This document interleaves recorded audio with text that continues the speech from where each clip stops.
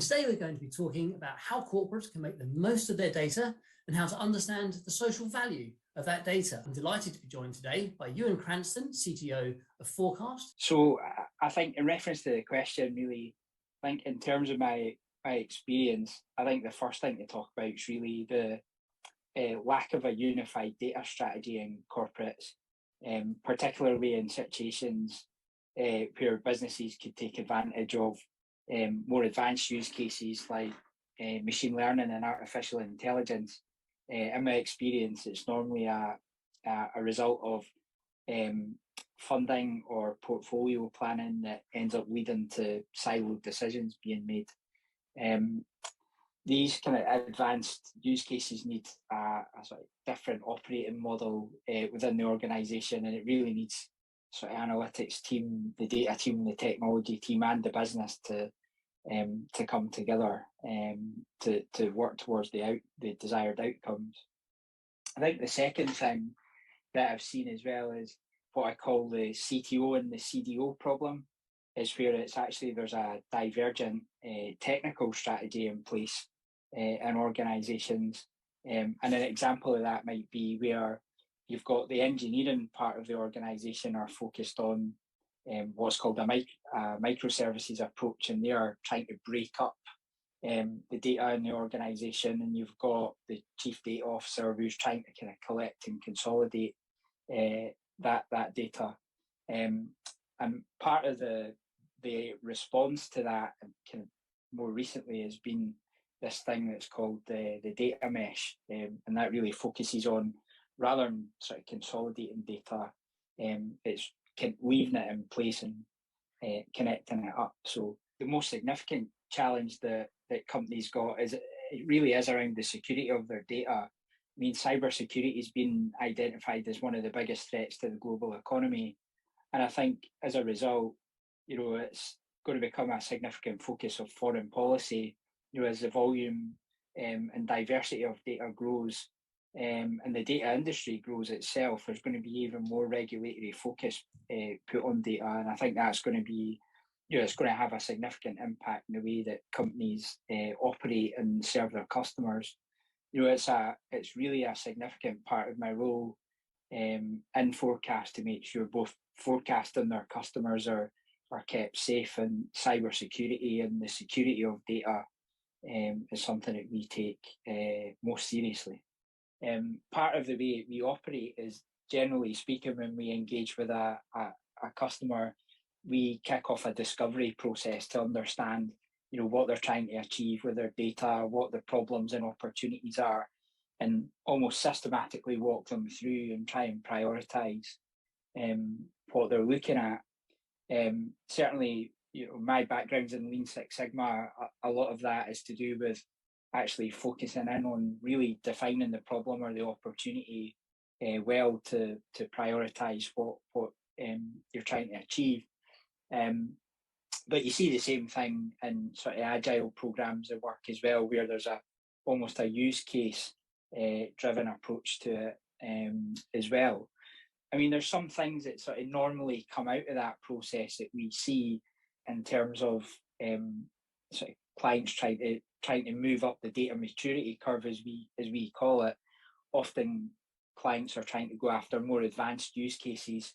Again, machine learning, artificial intelligence.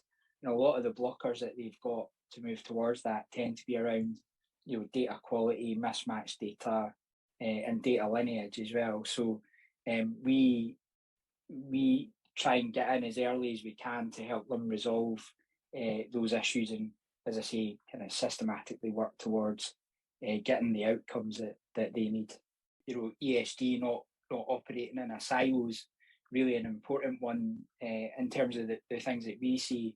I think open data has got a particular role, or a significant role to play in that as well, in terms of unlocking social value. More broadly, it's got the potential to transform society and help sort of protect the environment. I think, as an example of that, we've recently completed a project with a client, and that project was really using open data to support the pandemic recovery plan of a city centre. And I think that really shows the power of using open data. I think as well, governments have also got a significant part to play in this, and implementing the right data infrastructure so people can connect to those data sources. But I think overall, there's also a challenge with data literacy as well, that needs to be kind of tackled in society as a whole. I think the pace at which data is evolving and those associated technologies don't necessarily match up with data literacy, and I think we need to do a wee bit more in terms of the schooling or the education system to school individuals kind of earlier in the cycle. This has been something that's it's been a challenge for a number of years. I think given the sheer quantity of data, and the fact that it's kind of continuing to grow exponentially is making data ethics even more kind of salient with companies and more relevant because of the impact that it has actually on individuals. I think from a legislatory perspective, we've got the Data Privacy Act in the UK and we've got GDPR. They've recognised this, but I think it's unlikely that legislation will almost catch up, and companies need to basically use all the tools that they can at their disposal to make sure that challenges around data ethics are eradicated. I think some of the things that we've seen and I've seen in the past are, if you take banks, for example, data sovereignty is a significant issue in terms of where customers' data is actually held. A lot of the banks in the UK were really concerned about actually putting data in European data centres or cloud data centres in Europe.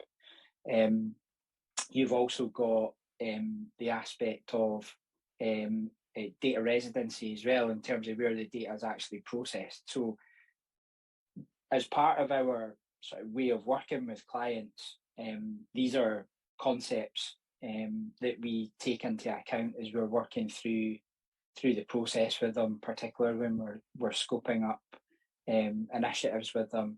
And we really put a kind of microscopic lens, if you like, on these issues. What's the nature of the data that's being processed or being used? How much of it is there? What do you actually want to do with that data? Can individuals be personally identifiable as a result of processing the data in a particular way? And we've actually got ourselves set up specifically to kind of deal with that as well. And some of the principles and policies that we've got in place, that we certainly take them and advise our clients the same. I think cloud has definitely made it easier, cheaper, and kind of make data more accessible.